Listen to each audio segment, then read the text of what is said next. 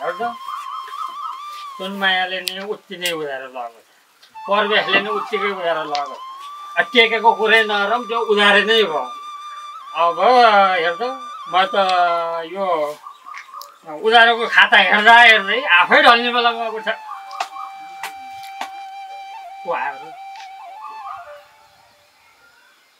टेके कति काम गर्छ कहिलेकाहीँ त आराम गर्न अब जनावर पनि केही न केही काम नगरी त कहाँ खान्छन् र म त मान्छे न परे काम दुःख त गर्नै पर्यो नि आजभोलि कुन जनावरले के काम गरेर खान्छन् हो टेके जोत्ने मिसिन आएदेखि गोरुहरूले त काम पाउनु थालिसके त्यही ढगार्ने र भगार्ने मात्रै काम भयो तिनीहरूको के काम भयो होला भने त सबै बेरोजगारी जनावर पनि बेरोजगारी अब जोत्ने ट्र्याक्टर आएदेखि गोरुहरू बेरोजगार भए चिया दोकान चिया खाने हल्ला गर्ने दुनियाँका कुरा काट्ने बस्ने गर्छन् के काम गर्ने हो ल म टेकेको यो बानी चाहिँ मलाई असाध्यै मनपर्छ झुटो नबोल्ने चुप लाग्यो तिमीलाई चिया खाएको पैसा तिरे छैन मैले टेकेको मात्र तारिफ गरेछौ त जो गुनी उसकै तारिफ त हो नि अनि तैँले चिया खाएको मात्र पैसा तिरेर हुन्छ यत्रो घर आएपछि सामान लगेको पैसा तिर्नु पर्दैन हेर्छ तेरो खाताले यहाँ चाहिँ कापीको पाना सिद्धिसके कस्तो कुरा गर्छ तिर्नु परेन हाम्रो यो छैन 50-60 हजार बाँकी खाएको 5-6 लाख खासै गरेछौ त ए जाबो तेरो लागि 50-60 हजार जाबो ओ तिर्थ उधारे तिर्थ खाली फुर्ती मात्रै लाउँछ यत्रो हिसाब पुरा आएको छ तिर्थ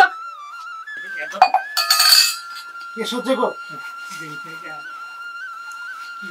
आजकै दिन चेक ल्याउन परेछ धरम भाइ बसौँ न नाच्यौँ न म यसो आवेशमा आएछु कि धेरैले ऋण खाएको छ नि म आवेशमा आएछु आजभोलि के को चेक थाहा चाहियो र यसो क्युआर गरिदियो भइहाल्यो नि क्युआर गरिदिउँ त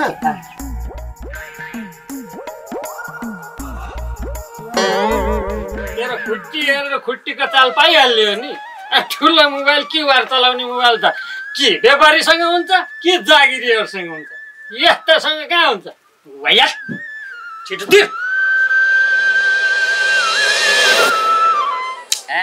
भ्याउने नका भाउजू यहाँ साइलियाले 3टा टोको जसरी नि बुझ्दै है टेके भनेर भने छिन् मल बोक्न खाँच्चै भयो अरे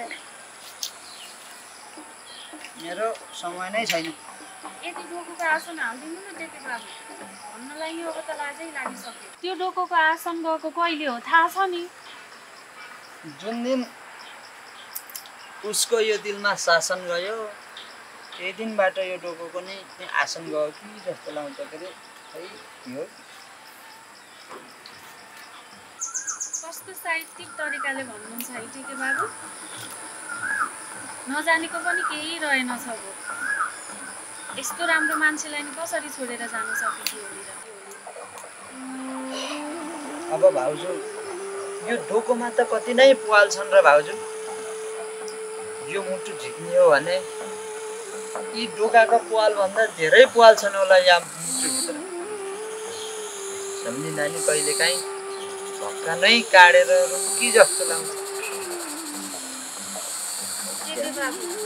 कसरी यो सहर सामान घाँस दाउरा डोकोमा अडिन्छ भनेर हामी विश्वास गरेका हुन्छौँ नि त्यसरी नै हजुरप्रति यो गाउँले विश्वास गरेका छौँ हजुर यो गाउँको डोको हो त्यही भएर कमजोर मन नबनाउनुहोस् बरु यो डोकोको आसन पहिले हालिदिनुहुन्छ त नि अब भाउजू जुन दिन हजुरको यो दिलमा शासन हुन्छ त्यही दिन तपाईँको डोकोमा नि आसन हुन्छ त्यति उठ्नुहोस् कुरा छ्या यो टेके बाबुको पनि जिस्कने बानी डोको यहीँ राखे फुर्सदमा बनाइदिनु घाँससम्म अडिने भए पनि हुन्छ अब फुर्सदमै बनाउन पाए त तपाईँको मनै अडिन मिल्ने नयाँ डोको बनाएर गिफ्ट दिन्थ्यो नि के गर्नु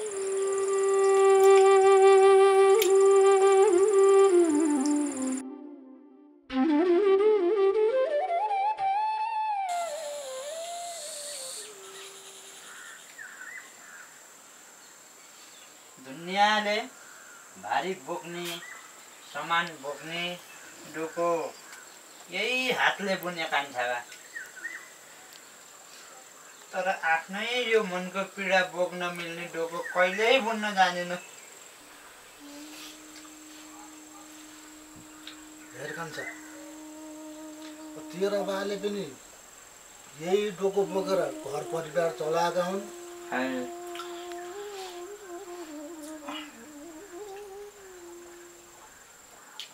के अर्चस् त नि, तेरो जिन्दगी यस्तै रहेछ। बाउले सिकाएको काम त्यति हो कान्छा भाइ। हुन त उनले जे जाने त्यही सिकाए, अरू त गर्न जाने थिएनन्। तर कान्छा बा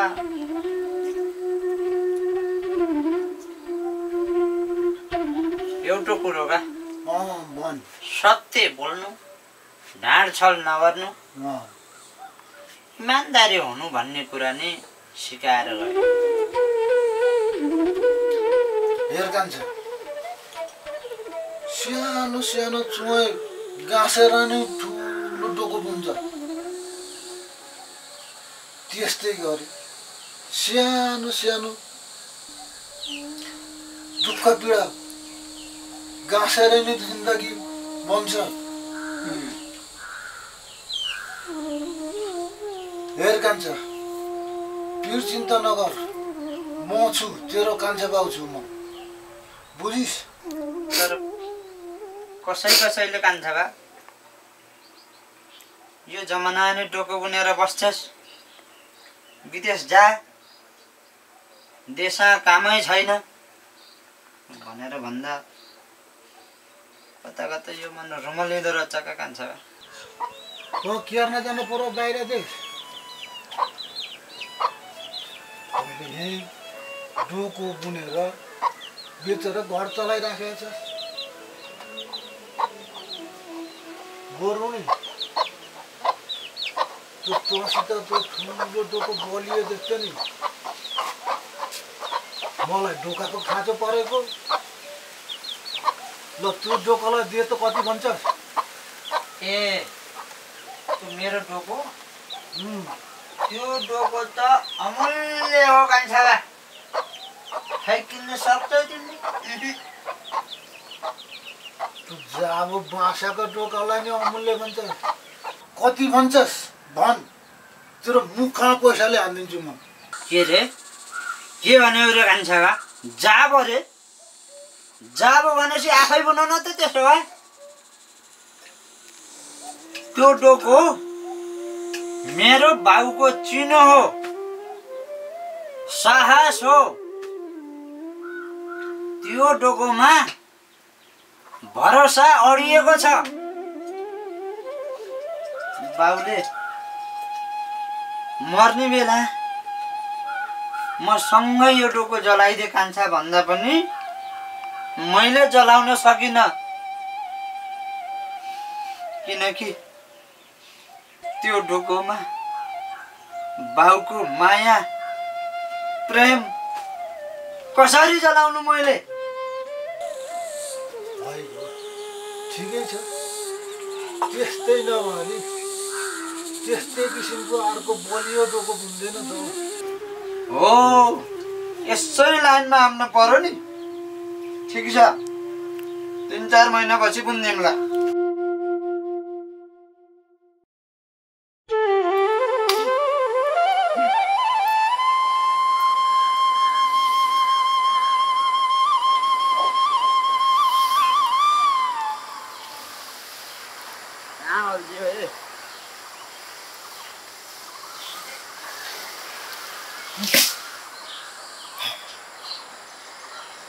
कति हान्नु हो, यसो पानी खानु पर्यो।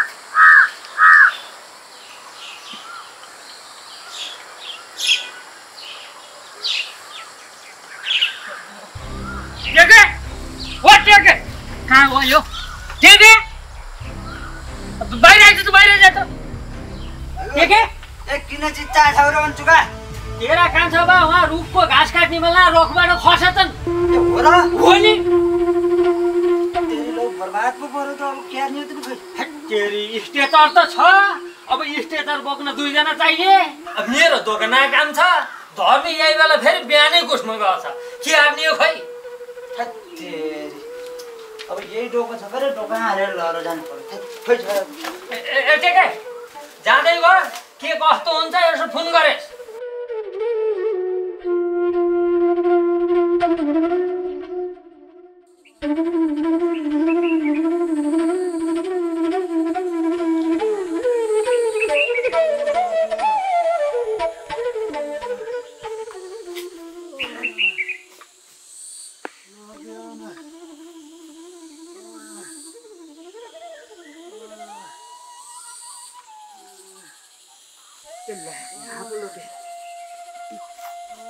ए खाबा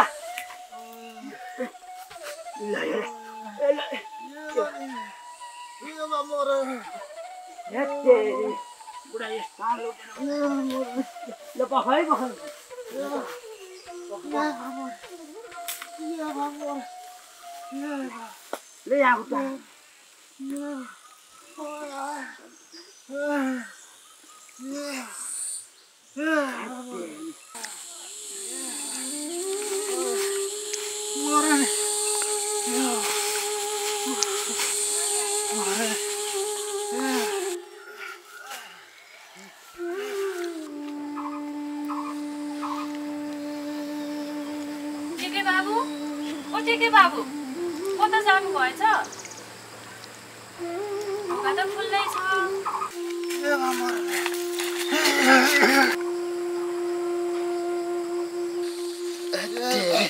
फेरि कसले खुनामा उठाउनु ला फोनै काट्दिन्छ त कति ठुलो भएको हो यो केटो हामी नि कुनै बेला चाहिँला नि भाउको चिनो यो पुरानो डोकोको पनि सबै खुट्टा सुट्टा सुकेर भाँचिसके यसो खुट्टा मात्रै फेर्न पाए पनि हुन्थ्यो हेर सुन्डोको मान्छेको त 2टा खुट्टा मात्रै हुन्छन् र पनि संसार घुमेर आउँछन् तेरो त वरिपरि खुट्टा छन् अहिलेसम्म हिँड्न जान्दैनस् लु त हिँड त एकचोटि हिँडेर देखाइ त डोको के गर्नु साथीहरू छैनन् तै त भइस् नि मेरो साथी बाउ जे भने पनि हिजो मैले फोन गर्दा किन फोनै काट्नु भएको टेके बाबु पुरानो डोकोको आसन हाल्नु भन्दा नयाँ डोको च्याट्ट बिट मारेर बनाइदिनुहोस् न के होला डोकोको बिट मार्नु भन्दा पनि भाउजू झन्डै हाम्रो कान्छाबाले हिजो जिन्दगीबाटै बिट मारेको थिए त्यस्तो रुखाटा खसेर त नि साँच्चै हिजो मैले रुखबाट खसेको भन्ने त सुन्थेँ त्यही बेलामा म यसो राम्रो टिकटक बनाएर हाल्न पर्यो भनेर बिजी थिएँ जानै पाइनँ जसरी यो डोको बुन्ने सिप हराउँदै गएको छ नि त्यसरी यो संसारमा मानवीयता पनि हराउँदै गएको छ ए साँच्चै भाउजू हजुरसँग 5वटा 100 रुपियाँ छ भने यसो दिनुहुन्थ्यो कि अब मसँग त बिखै खाम भने पनि उधारो माग्न पर्ने अवस्था आएको छ पैसा उठाउनु छ कसैले दिन्नन् के गर्नु खाली पैसै मात्र माग्नुहुन्छ लैसी दिन जान्नुहुन्न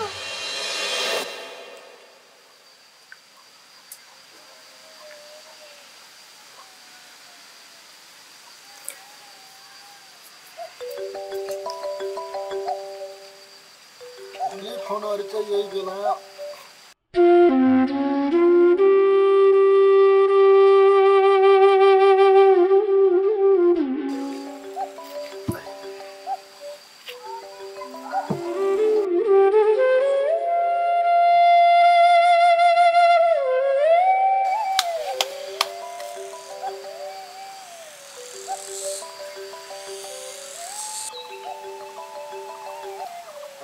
हेलो कान्छाबा मेरो घर त टिका लाउने जति चामल नै छैन का लौ न हजुरसँग 400-500 रुपियाँ होला र ए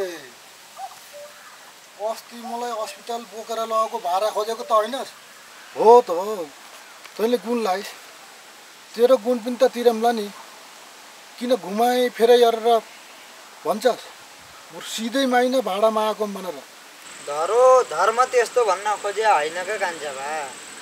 अस्ति हजुरले भन्नुहुँदै थियो एउटा डोको जसरी पनि बुन्दे टेके भनेर, बरु त्यसैमा मिलाउँला क्या कान्छा भा, लौ न। ए तँलाई पहिल्यै पेस्की चाहियो, पहिला त डोको राम्रो तरिकाले बलियो तरिकाले बुन्थ्यो, अनि तँलाई दिम्ला नि त 200-400 थपेर जात्रै गरिस्। ल त तँ छिटो गराइदियो फोन राख तैँले। होइन कस्तो समाज हो यो, मान्छेलाई यहाँ भोका खाने छैन। मान्छे मेरो बाउ पनि सिटामोल खान नपाएर मरे, मरिसकेपछि घाँटीभरि पैसा आमालाई लगाइदिए। जौ तिल जम्मै छर्दै लएर गयो, पिन्न सेलाएर। अब तिनी फर्केर आएर खान्छन्।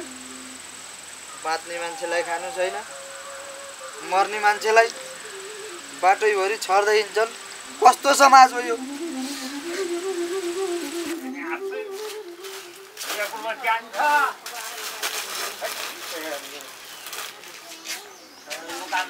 आफूले तिर्न पर्छ, यहाँ तिर्ने उनीहरू तिर्ने मुखै देखाउन्।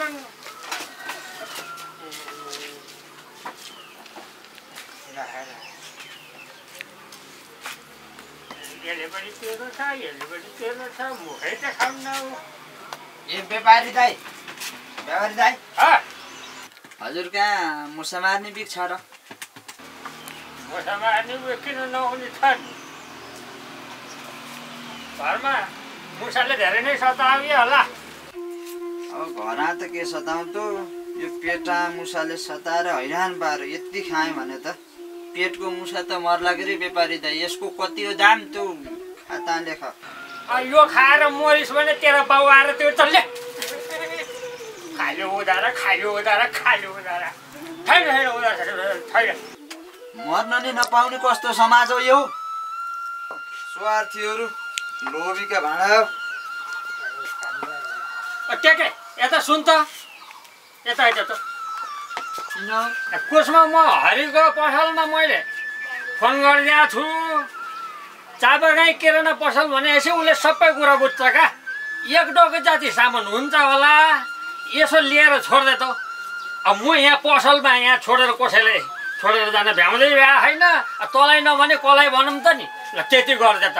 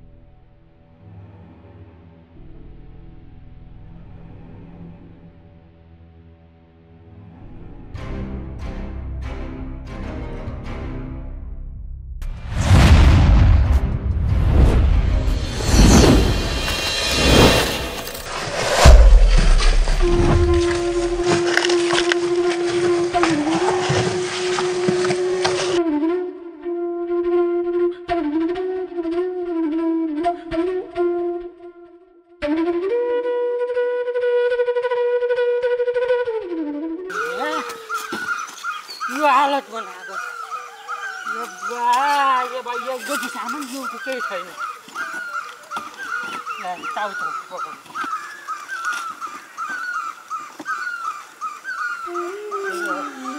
पहिला आफ्नो बेकार हेर्नु पऱ्यो।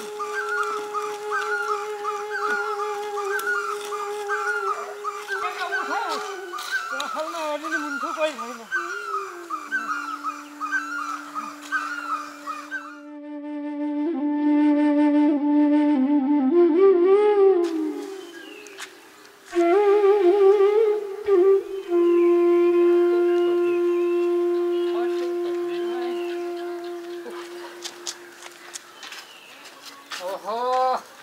एकैछिन सामान लिन गएको पसलमा त लाइनै लागेछन्। के चाहियो अरे बहिनी? मलाई एउटा साबुन मात्रै हो। एउटा साबुन? भाडा दुनी कि लुगा दुनी कि नहुने? कपडा दुनी।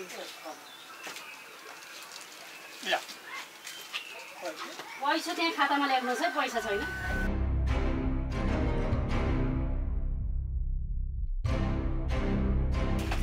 लेख्दै काबी गर्ने पहिला यसलाई फोन गरिदिनु पर्छ होस् आयो कि आएको छैन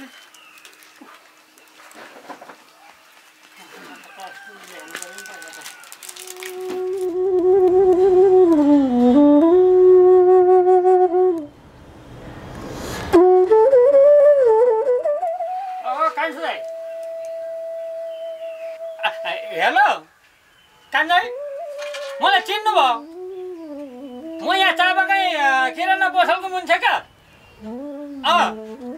किरा चाबगाई चिन्नुभयो यता सुन्नु न त्यहाँ के परेछ भने त्यो टेका चाहिँ त्यहाँ खरबार यहाँ त्यो पल्टिएको थियो रौसिखार पल्टिएको कि के अरू पल्टिएको मलाई थाहा भएन त्यो मेरो सरसामानहरू पनि त्यहीँ छटपस्टै थिएँ मैले कोही ल्याएँ कोही त्यहीँ होला नि त्यहाँ पुगिहाल्नुहोस् त बिचरा मऱ्यो कि बाँच्यो कि के हो त्यो मैले त्यहाँ पसल आएको हेरिदिनु मुन्छे छैन ल त ल ल ल ल ल के पहिला आफ्नो व्यापार हेर्नु पर्यो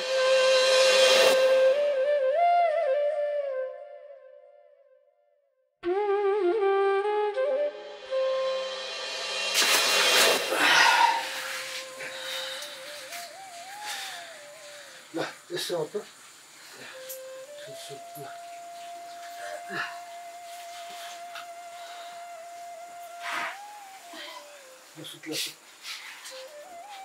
घुमा जस्तो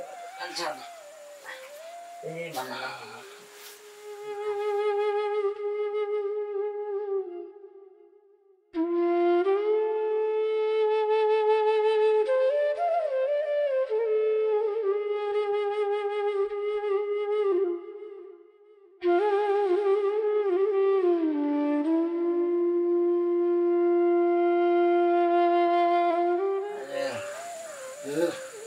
अहिले त तँलाई अलि बिसेको अवस्था छ तैँले मलाई बोकेर लैस् आज मैले बोकेर ल्याएँ 1000 रुपियाँ लिए भन्न मिलेन हेर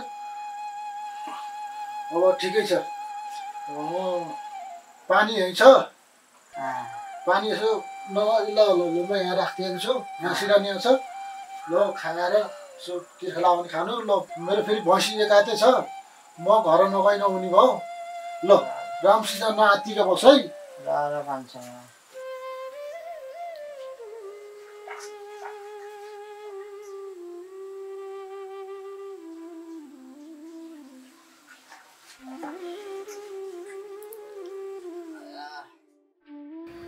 टेके मैले तँलाई भनेकै थिएँ संसार निकै स्वार्थी छ आफूलाई पर्दा नि गुहारमा आउनेहरू अरूलाई पर्दा फर्केर नि हेर्दैन उठ छोरा टेके उठ छोरा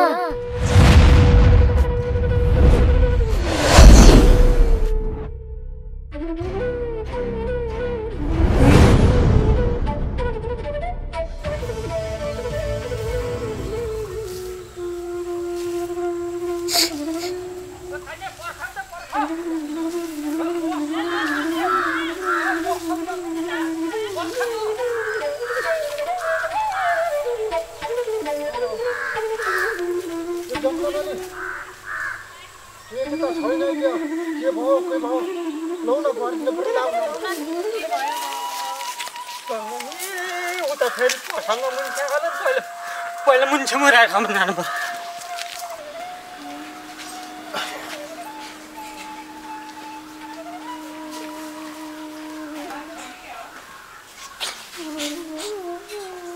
के खबर सुन्नु पर्यो नि के भयो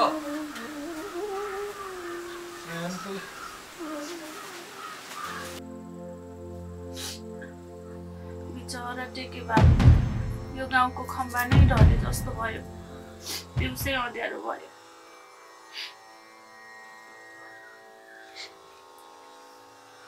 बिचरा टेके भोलिसम्म डोकाको बिट मारेर सक्छु कान्छा बा भन् त पिठो सकिएपछि कसको के लाउनु नचर आज आफ्नै बिट मार्यो होइन मेरो यो आँखाले के देख्नु पर्यो यो देख्नुभन्दा त यो आँखै फुटिहाल्दा नि हुन्छ के साह्रै गुनी थिइस् त साह्रै गुनी थिइस् के मेरो केही गल्ती भयो माफ गरिदिनु है बाबु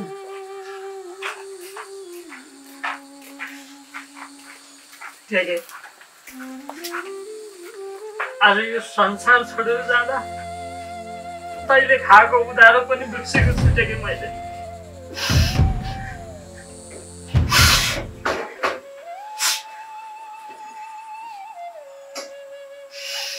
राम्रो मान्छे अब के गर्नुहुन्छ मन बुझाउ भाइ मन बुझाउ त्यसै त एक्लै छोड सबैलाई एक्लै बनाएर गयो मलाई बोकेर लिएर गइदिनु बाबु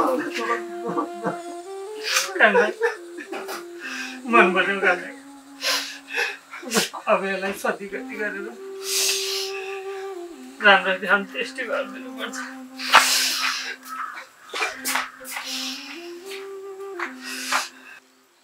के रहेछ